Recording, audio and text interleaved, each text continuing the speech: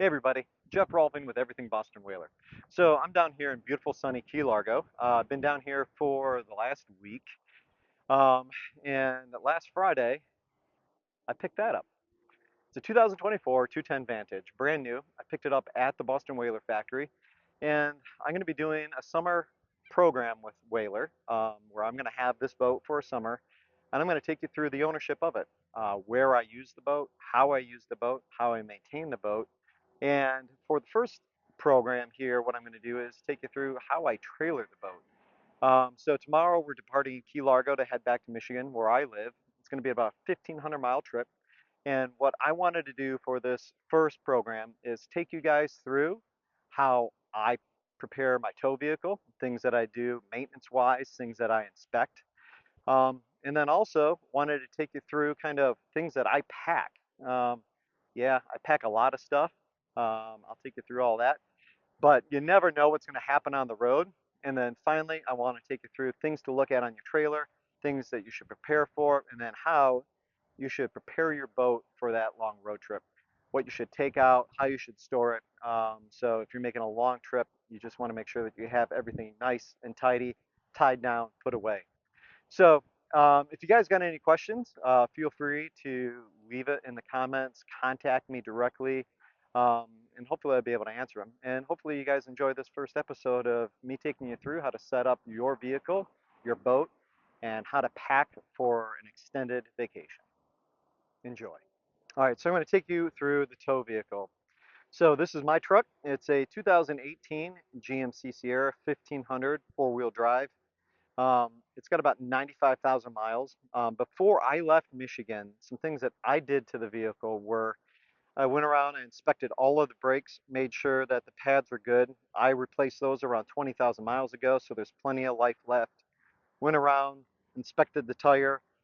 Again, these are pretty new. I've got lots of tread life left on here. I got around and kind of crawled underneath the front end of the vehicle, looked for any sort of oil drips, anything like that that didn't seem right, just to make sure that that was all good. And then maintenance wise, before I left Michigan, I did a full oil change. So all synthetic, that's all I've ever run in this vehicle. And I also did a transmission flush with new transmission fluid. Right around 100,000 miles, if I'm going to be doing a long trip, I want to make sure that I've got good fresh fluids in everything. So tow vehicle's good to go. Made the trip down here, no problem. I'm going to take you through kind of what I do for packing. So I've got a lot of stuff here. I'm going to quickly kind of glance over it all so you can see what I pack. I'm a bit of a pack rat, but I'd rather be prepared than sorry. So always carry an extra receiver with me just in case. Good work gloves. I've got an extra pair of work gloves in there. I have a full replacement hub, so that's pre-packed. It's got bearings, a cap. In case I have an axle or a hub go out on the trailer, I've got a spare one here. In this, I've got some tie downs. I've got extra rags. This is a full Tyvek suit, head to toe. If I have to get dirty on the side of the road, I'm going to put that on to try and keep myself as clean as possible. So that goes all the way from my ankles up over my shoulders, over my head, and down to my wrist. So that's going to help keep me clean. Other things that I've packed here, I've got a full blanket that I can lay out if I need to lay out on dirty surfaces, muddy surfaces. So hopefully that'll keep me clean. I have two huge tow straps for basically a tractor trailer. But you never know if I need to be towed out or if I need to tow somebody out, I've got that there. I've got a full jump box here. So that's a battery onto itself. I don't need jumper cables. I can jump the boat. I can jump the truck if I need to without another vehicle. That's fully charged, ready to go. When it comes to tools, obviously hammers. I've got a sledge there. I've got a dead blow.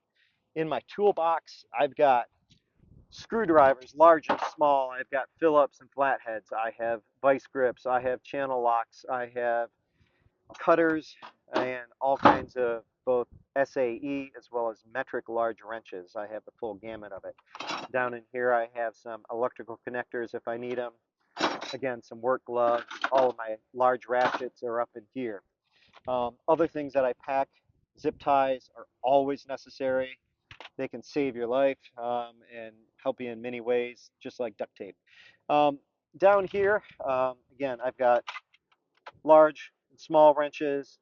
I've got rubber gloves. I've got PB Blaster if I need to get a stubborn nut off. I got some other silicone, spray lubricant, extra wrenches, like I said, screws. Got a Craftsman knife with some extra blades, safety glasses. I have all of my um, sockets, both SAE as well as metric, and all the different drive sizes. Um, Drill bits, driver bits, just in case, some other electrical connectors if I need them. Um, so anything that I have in my toolbox at home, I typically pack for the road trip as well. In here, I've got a large plastic mat. I've got more tie downs. I have more blocks of wood. If I need a hammer on something, if I need chalks, if I need blocking for my jack, and I've got that in here. All kinds of ratchet straps, tie downs, all kinds of stuff. I've got a tire inflator here if I need it. I've got an extra one over there. I always carry a full-size jack as well. While I don't have a floor jack with me, this is really has come in handy before. I didn't want to pack a full floor jack. It just kind of takes up too much room. But another reason why I have wood blocking is if I need to raise this up to get to a frame rail, a cross member, or anything like that, the wood blocking is great for that. And like I said, if I need a hammer on something, I can use that. If I need, chalks to, block the wheels, I've got that. So having that extra wood's always handy. So power tools wise, I've got a full kit of tools that I carry with me. So I've got drills, I've got a driver, I got a sawzall, a grinder. So I've got abrasive wheels, I've got cutoff wheels, and then a power inflator. So all these batteries are fully charged, ready to go. I got tons of saw blades just in case, extra abrasive wheels. So pretty much anything that I have in my toolbox at home for power tools, I typically carry on the road with me as well. Other things that I have, I usually carry a large pry bar just in case. I've got an extension cord, torque wrench. You're always going to need a funnel. This is a great one. It fits in all kinds of different sizes. It's come in handy many times. And then I also have a grease gun here for greasing the axles. I like using Lucas Oil red and tacky. That's the best grease I've found, and that's what's loaded in that gun. Typically, I put that gun in a garbage bag because inevitably you're going to get grease everywhere, so it's good just keep it in a bag. On the trailer itself, some things that I like to do when I'm doing long towing is I like to have a strap that goes up here from the eye down to the trailer. Sometimes I'll wrap it around the trailer frame if I don't have an eye here. But again, I like to keep this line of tension here to keep the bow from bouncing, and then the trailer kind of acting as a large spring while going down the road. No matter how much you tighten it up here with the winch, it still has some ability to flex up and down. And really, this strap kind of takes that load and makes sure that you don't get a bow that's riding up and down, and it just keeps the entire trailer and boat more stable as you're going down the road. I've gone around and inspected all the tires. Again, good even wear. If you have cupping or uneven wear, you could have a bearing that's going out, or your axle could be out of alignment. So that's just kind of one of the things that you want to check. Brand new trailer here. I've not taken the wheels off and inspected the disc brakes, but if I had a lot of miles on this trailer, I certainly would. I'm going to be going around and making sure that all of these bearing buddies are full. This one's pretty full, so it's going to just take maybe one or two more squirts. But when you're filling bearing buddies, you want to be sure not to overfill them. You're going to put enough grease in there so it just comes out to this edge and then stop. If it comes out to this edge and you continue to pump grease in there, you're going to blow the seal out on the backside, and that's no good. So you're better to have this kind of at this position or maybe a little bit in, and you're fine. If it's all the way in and empty, then definitely put some grease in it, but be sure not to overfill it because there's no reason to do that. You're going to cause more harm than good. So that's on there. When it comes to the engine, I like to haul with the engine in a much more upright position. What I like about this is I'm keeping all of the power head weight in front of the edge of the transom here. So when it comes to torsional loading going down the road, all of that weight is carried in front of the transom.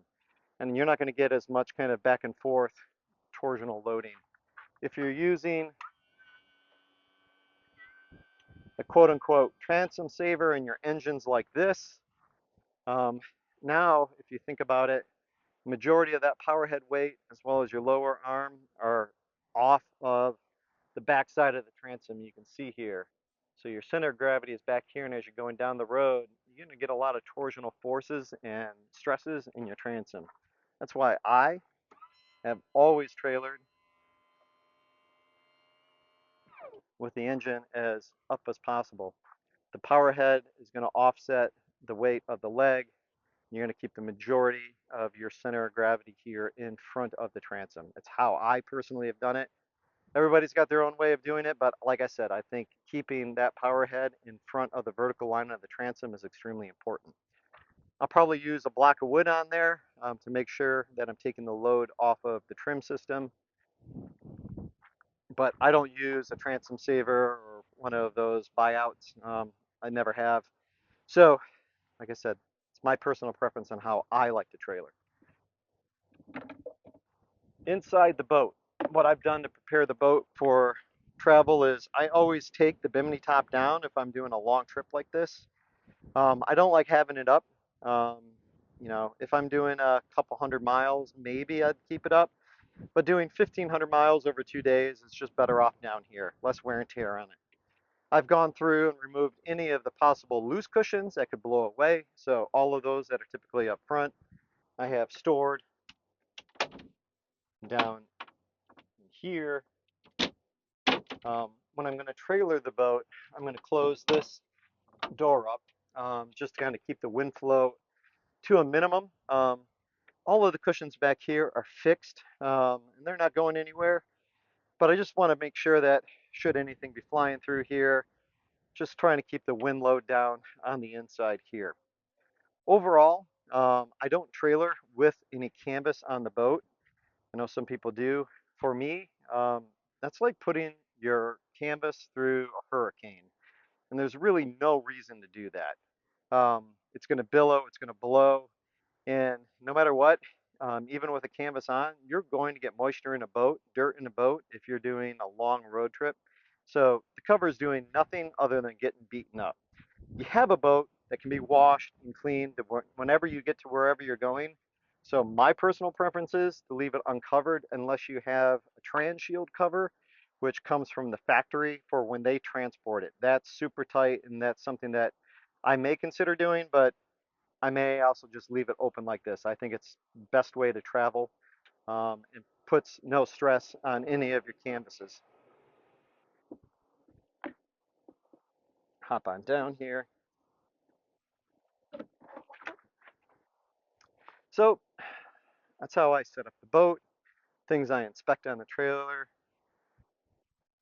all of the goodies that I pack for a major road trip, and then things I do to the tow vehicle before I get on the road. So hopefully this has answered a lot of the questions that people have about how they should prepare for a long road trip, things that they should do. Again, this is my personal process and how I do things. Everybody's got their own way of doing it. I understand that, but I wanted to take you through how I do it for this trip home. So we're going to leave tomorrow morning. We're going to get on the road. I'm going to do two 12-hour days of driving, and then we're going to be back in Michigan where I'll take you through how I'm going to use this Vantage up north on the inland lakes that I live on, as well as the Great Lakes. So looking forward to seeing you guys for the rest of the summer, showing you how this boat runs, how versatile it is. And if you guys got any questions, like I said, feel free to reach out to me directly or leave a comment, and hopefully I'll be able to answer it that way too. Thanks for watching. Hopefully you guys enjoyed this.